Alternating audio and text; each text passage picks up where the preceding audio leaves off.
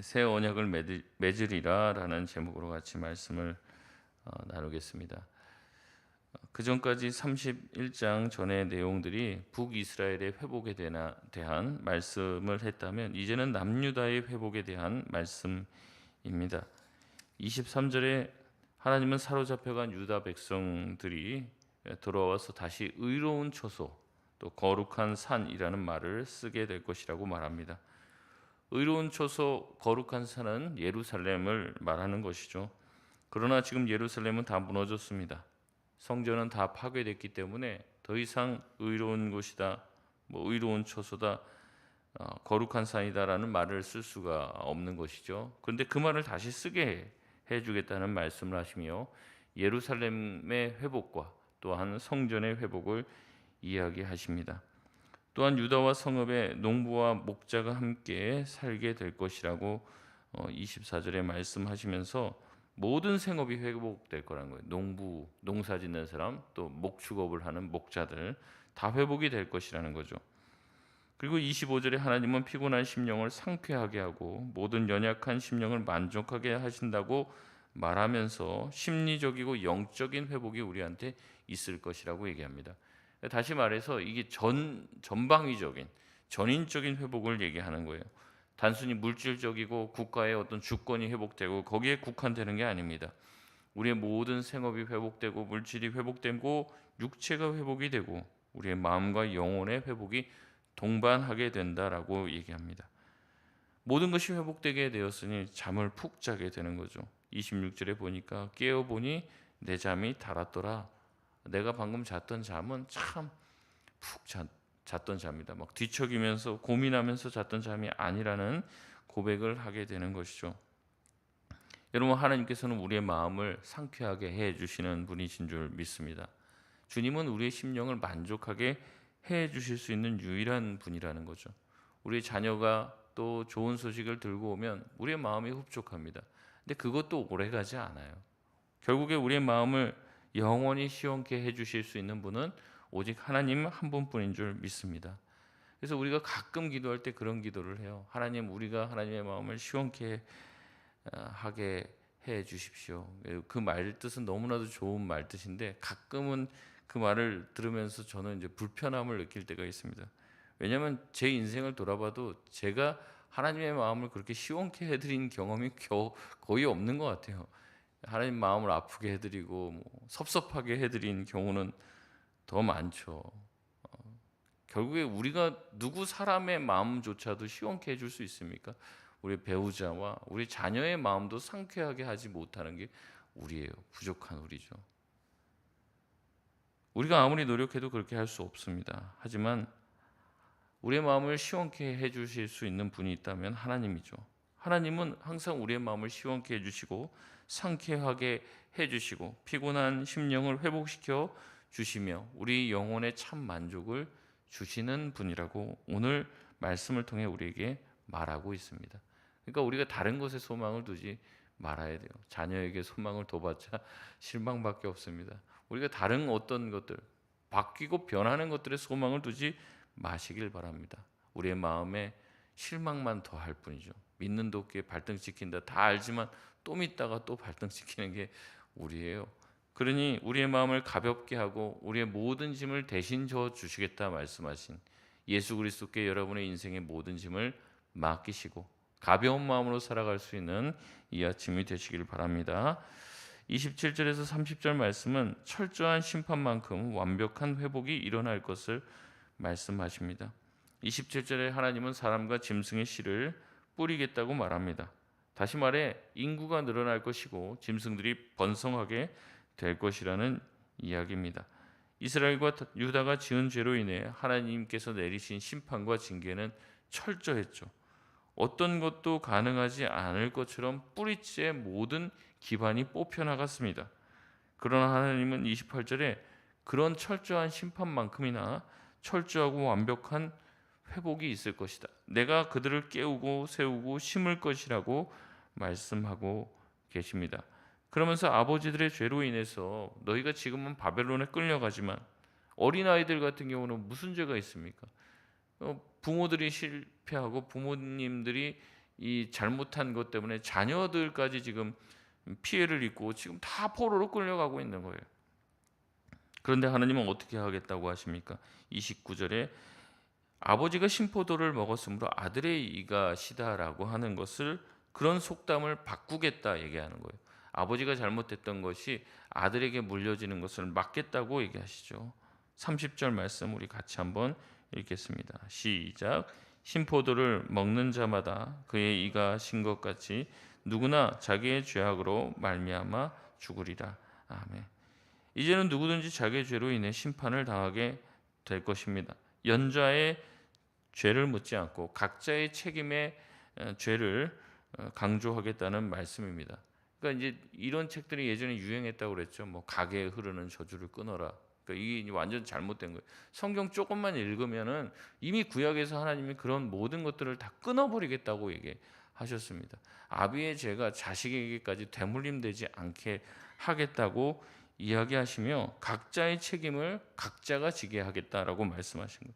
이거는 에스겔에도 동일한 말씀이 있습니다. 에스겔 18장 2절에서 3절 말씀 한번 띄워주시면은 우리 같이 한번 읽겠습니다. 시작. 너희가 이스라엘 땅에 관한 속담에 이르기를 아버지가 신포도를 먹었으므로 그의 아들의 이가 시다고 함은 어찌 됨이냐.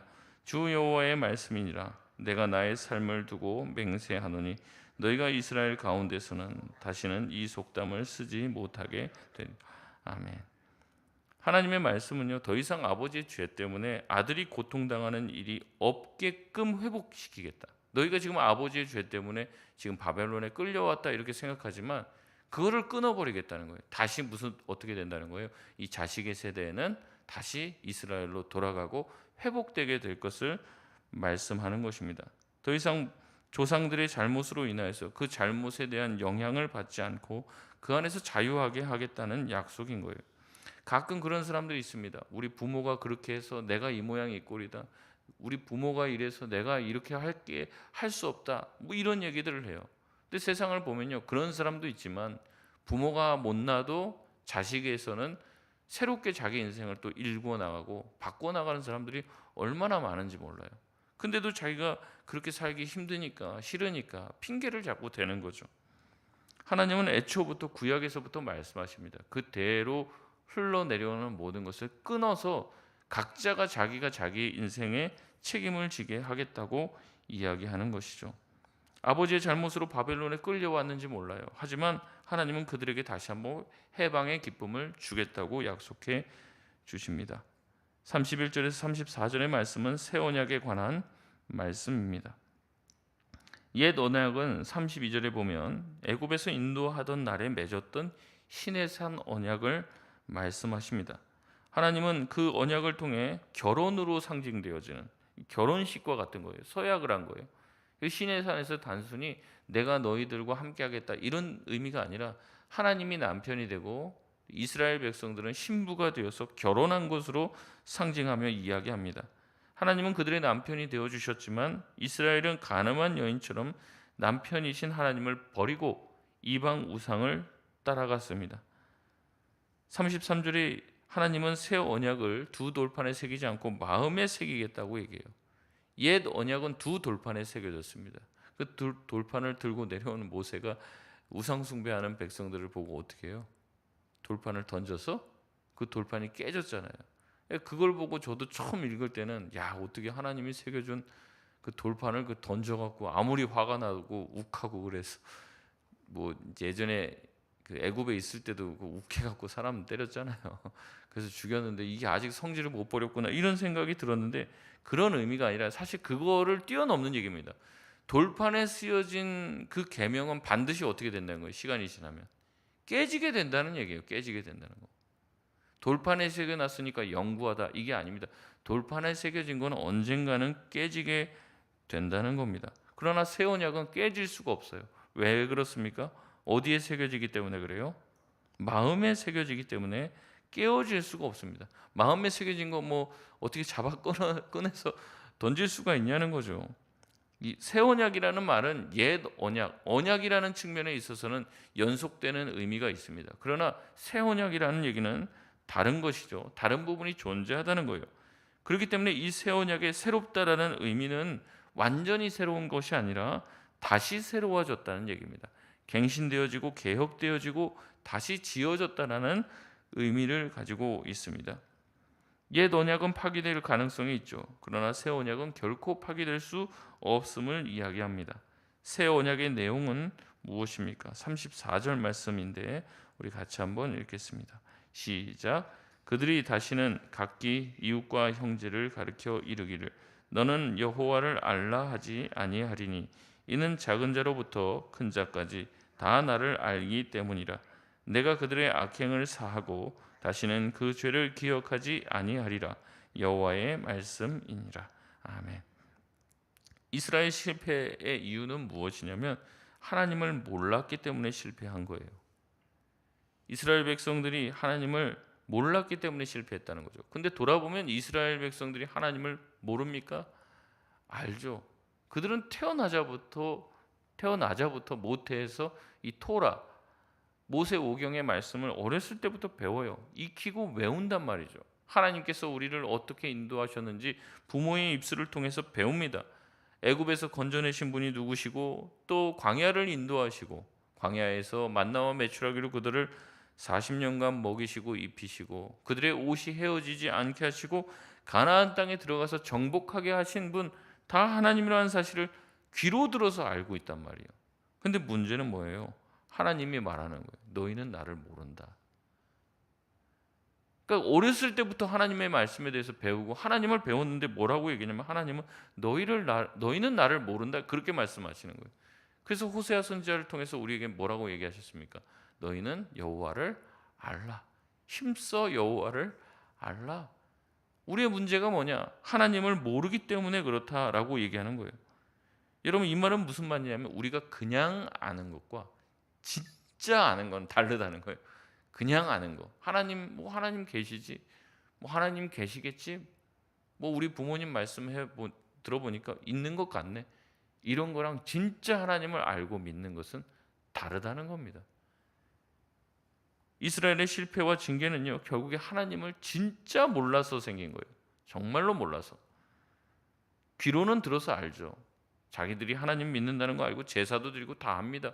그러나 그들이 하나님을 모르고 있다고 얘기하시는 거죠. 하나님을 모르니 하나님의 말씀을 어깁니다. 하나님을 싫어하고 하나님이 하지 말라는 것을 계속해서 하며 하나님이 아닌 이방 우상도 함께 겸하여 섬깁니다. 그래서 하나님은 진노하신 것이죠. 그들이 심판을 받고 그들이 포로로 끌려가게 된 것입니다. 그러나 하나님은 새 언약을 세우시겠다고 얘기합니다. 옛 언약으로는 안 되는 거예요.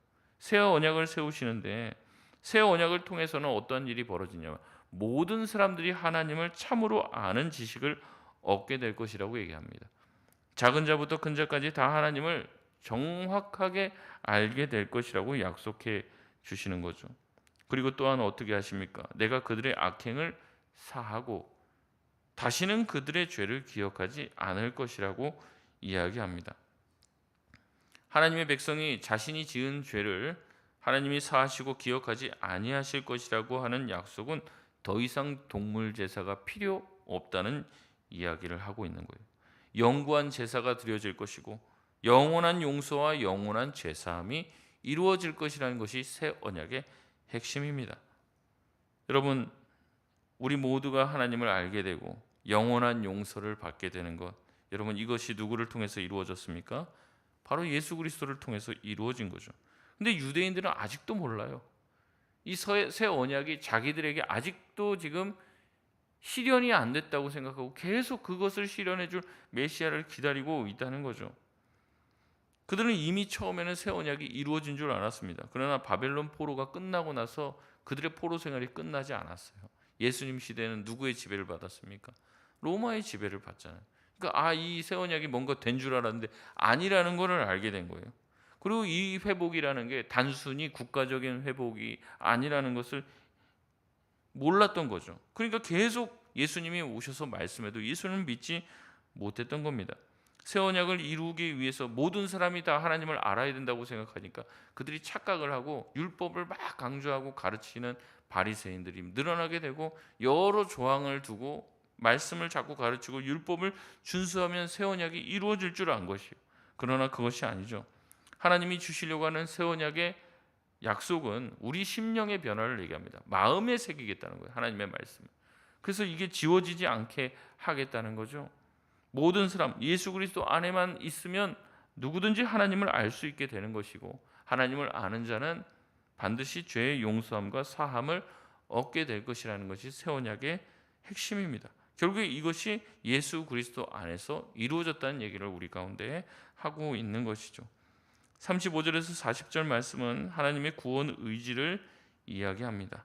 하나님께서는 35절에서 37절에 하나님의 창조 사건을 다시 한번 언급합니다. 이스라엘의 회복은 하나님이 창조하실 때와 버금가는 사건이라는 것이죠.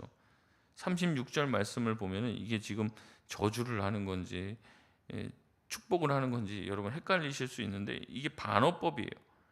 자연 법칙이 무너지겠냐는 거죠. 무너집니까? 안 무너집니까? 안 무너진다는 거죠. 그렇기 때문에 자연 법칙이 무너지지 않는 것처럼 이스라엘도 절대 끊어지지 않겠다는 것을 거꾸로 얘기하시는 겁니다. 37절 말씀도 마찬가지죠. 너희가 하늘 위로 측량할 수 있고 땅의 기초도 측량할 수 있냐? 측량할 수 없다는 거죠. 만약 그것을 할 수 있다면 이스라엘 자손에게 하나님이 행하신 모든 일로 말미암아 그들을 다 버리는 것도 가능할지 모르겠다. 그렇게 얘기하시는 거죠. 그러니까 절대 일어나지 않을 일들에 대해서 이야기하십니다. 38절에서 40절 말씀은 예루살렘 성의 재건을 말씀하십니다. 결국 오늘 말씀은 하나님께서 주시려고 하시는 회복이라는 것은 먼저는 백성들의 회복이고, 그 다음에 성전의 회복이고, 예루살렘 도성의 회복이 될 것이고, 새로운 언약의 갱신이 될 것이라는 이야기를 합니다. 그래서 지금 하나님께서는 남유다가 회복되어지고 북이스라엘이 회복되어지고 하는 이 모든 것이 우리가 봤을 때는 역사적인 그 민족의 그 국가의 회복인 것처럼 보이고, 만약 근데 그렇다면은 우리랑은 별로 상관이 없어요. 근데 왜 이것을 우리 가운데 말씀을 주시냐? 이것이 바로 영적인 의미를 담고 있다는 거죠. 우리가 하나님을 배반하고 하나님을 아프게 했을지라도 하나님은 우리를 기억하고 우리를 그리스도 안에 다시 돌아오게 하신다는 것이죠. 우리에게 영원한 사함을 주시겠다는 약속입니다. 그렇기 때문에 이스라엘 민족의 회복은 단순한 민족적 국가적 회복을 뛰어넘는 온 세계를 향한 하나님의 회복의 선포요, 온 세상을 구원하시겠다고 하시는 하나님의 약속인 것이죠. 그것을 이루기 위해서 예수 그리스도를 보내주시겠다라는 약속이 되는 것입니다. 말씀을 맺겠습니다. 하나님은 이스라엘의 회복을 약속하시며 이것이 단순한 민족적 회복을 넘어선 온 인류와의 하나님과의 언약이 갱신되어지며, 이것이 바로 처음 하나님이 세상을 창조하셨던 그 창조 사역의 버금가는 구속의 사역이 될 것이며, 하나님이 창조하신 창조의 능력으로 새로운 인류를 신인류를 창조해낼 것을 말씀하고 계십니다. 이것이 바로 그리스도의 십자가를 통한 새로운 창조, 새 창조인 것이죠. 새로운 백성을 모으실 것입니다. 새로운 나라를 세워 나갈 것입니다. 새로운 백성들을 통해서 새로운 나라를 일구실 것이죠. 그것이 바로 지금 우리 그리스도인들이고, 그리스도인들이 만들어내야 할 나라는 바로 하나님의 나라라는 것입니다. 오늘도 새로운 나라, 하나님 나라의 백성으로 하나님 나라를 위해서 살 수 있는 저와 여러분 되시길 바랍니다. 우리 시간